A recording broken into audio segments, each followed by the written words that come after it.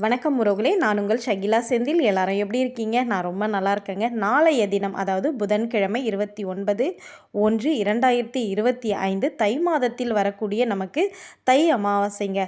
இந்த தை அமாவாசை தை மாதத்தில் வரக்கூடிய நாட்களில் ரொம்பவே சிறப்பான, அதாவது வழிபாட்டிற்கு உரிய ஒரு நாள்னு பார்த்தீங்கன்னா இந்த தை அமாவாசைங்க. இந்த தை அமாவாசையில் நம்ம என்னெல்லாம் செய்யலாம் அப்படின்னு பார்த்தீங்கன்னா, மெயினாக பித்ரு வழிபாடு செய்கிறது ரொம்ப விசேஷம். அதே போல் குலதெய்வ வழிபாடும் இந்த தை அமாவாசையில் நம்ம செய்யலாங்க. குலதெய்வ வழிபாடு பௌர்ணமிலையும் நம்ம செய்யலாம், அமாவாசையிலையும் செய்யலாங்க. பித்ரு வழிபாடு அமாவாசையில் செய்கிறது ரொம்ப ரொம்ப விசேஷ பலனை நமக்கு கொடுக்குங்க. மாதந்தோறும் நமக்கு அமாவாசை திதிகள் வந்துக்கிட்டு தாங்க இருக்குது. இந்த மாதந்தோறும் வரக்கூடிய அமாவாசை திதியில் நம்ம எல்லாருமே செய்கிறோமா அப்படின்னு கேட்டால் நிச்சயமாக நிறைய பேர் செய்கிறது கிடையாது. ஆனால் வருஷத்தில் வரக்கூடிய ஒரு 3 அமாவாசையை நம்ம முன்னோர்கள் நமக்கு முக்கியமாக சொல்லி வச்சுருக்காங்க. அது என்னன்னு பார்த்தீங்கன்னா, இந்த தை அமாவாசையும் ஆடி அமாவாசை, புரட்டாசி மாதத்தில் வரக்கூடிய மகாலய அமாவாசை, இந்த 3 தினங்களில் மட்டுமே கூட நீங்கள் பித்ரு வழிபாடு செய்கிறது ரொம்ப ரொம்ப நல்லதுங்க. சரி, இதை யாரெல்லாம் செய்யலாம், எங்கே செய்யலான்னு உங்களுக்கு ஒரு டவுட் இருக்கோங்க.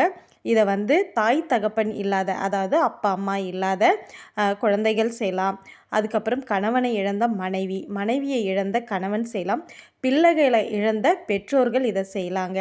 இதை எங்கெல்லாம் செய்யலாம் அப்படின்னு பார்த்தா, புனித நீர்களான நம்ம பவானி ஆறு, கங்கை, காவேரி, இந்த மாதிரி இடத்துல செய்கிறது ரொம்ப ரொம்ப விசேஷம். அங்கெல்லாம் எங்களுக்கு போக முடியாது அப்படின்னு நினைக்கிறவங்க, நம்ம வீட்டு பக்கத்துலேயே இருக்கக்கூடிய ஏரி, குளம், கடல், இந்த மாதிரி இடத்துல நம்ம செய்யலாங்க. அதாவது கோவிலெல்லாம் பார்த்திங்கன்னா குளக்கரை இருக்கும். அங்கே அந்தணர்கள் உட்காந்து நம்மளை அன்றைய தினத்தன்று அமாவாசை அன்னைக்கு பார்த்திங்கன்னா நிறைய அந்தணர்கள் இருப்பாங்க. அவங்க நீங்கள் போனாலே போதும், அவங்க உங்களை வழி நடத்துவாங்கங்க. இதில் நம்ம சுமங்கலி பெண்கள் இந்த விரதம் எள்ளு தண்ணீர் இறைக்கிறது, பிண்டம் பிடிக்கிறது, இதெல்லாம் நம்ம செய்யக்கூடாது. நம்மளோட வேலை என்னன்னு பார்த்திங்கன்னா, படையலுக்கு ரெடி பண்ணுறது. அதாவது ஒரு சாம்பார் வைக்கிறது, வாழைக்காய் வறுக்கிறது. நீங்கள் உங்கள் வீட்டில் என்ன செய்வீங்க, வடை பாயாசம், இந்த மாதிரி அமாவாசைக்கு என்னெல்லாம் செய்வோம், அதாவது யாருக்காக நீங்கள் செய்கிறீங்களோ அவங்களுக்கு என்னெல்லாம் பிடிக்குதோ அதை நீங்கள் செஞ்சு படையலுக்கு ரெடி பண்ணாலே போதுங்க. அவங்க ஆண்கள் போயிட்டு இந்த தர்ப்பணம் கோவில்லையோ குளக்கரையிலையோ எங்கேயோ தர்ப்பணம் கொடுத்துட்டு வந்துட்டு, அதுக்கப்புறம் நீங்கள் செஞ்சு வச்ச படையில் அவங்க காகத்துக்கு முதல்ல வச்சிடணுங்க. அதுக்கப்புறம் தான் நம்ம உட்காந்து சாப்பிடணும். இவ்வளோதாங்க. ரொம்பவே எளிமையான இந்த தை அமாவாசையை நீங்கள் ஒவ்வொருத்தருமே இது வரைக்கும் செஞ்சதே இல்லை அப்படின்னு நினைக்கிறவங்க கூட நீங்கள் செஞ்சு பாருங்கள். கண்டிப்பாக நீங்கள் ஒரு ஜாதகம் பார்க்க போனால் கூட சொல்லுவாங்க இல்லைங்களா, உங்களுக்கு பித்ரு தோஷம் இருக்குங்க, குலதெய்வ தோஷம் இருக்குது அப்படின்னு நினைக்கிறவங்க கூட கண்டிப்பாக உங்களுக்கு பித்ரு தோஷமே இருக்காது.